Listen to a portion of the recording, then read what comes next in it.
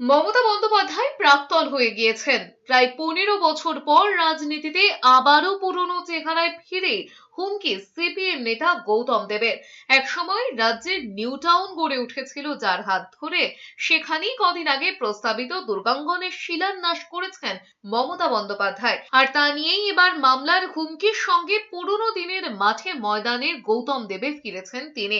শরীর অশক্ত, কথায় সামান্য জড়তা আছে, তা সত্ত্বেও হ্যান্ডস ফ্রি মাইক্রোফোনে একের পর এক মুখ্যমন্ত্রী মমতা বন্দ্যোপাধ্যায় এবং তার পরিবারের বিরুদ্ধে তোপ দেগেছেন গৌতম দেব। সামনে নিয়ে এসেছেন রাজারহাট নিউ টাউনের প্রস্তাবিত এবং সর্বসম্মতভাবে গৃহীত পরিবেশ বান্ধব মানচিত্রের কপি। গৌতম দেব অভিযোগ করেছেন দুর্গাঙ্গনের জন্য জমি বেআইনিভাবে নেওয়া হয়েছে। প্রশ্ন তুলেছেন, মুখ্যমন্ত্রী করে যা ইচ্ছে তাই করা যায়। মমতা ব্যানার্জি তো আসছে না, মমতা ব্যানার্জি তো প্রাক্তন হয়ে গেছে, তোমার নিতে আছে না, প্রাক্তন হয়ে গেছে তো, ও তো প্রাক্তন মুখ্যমন্ত্রী।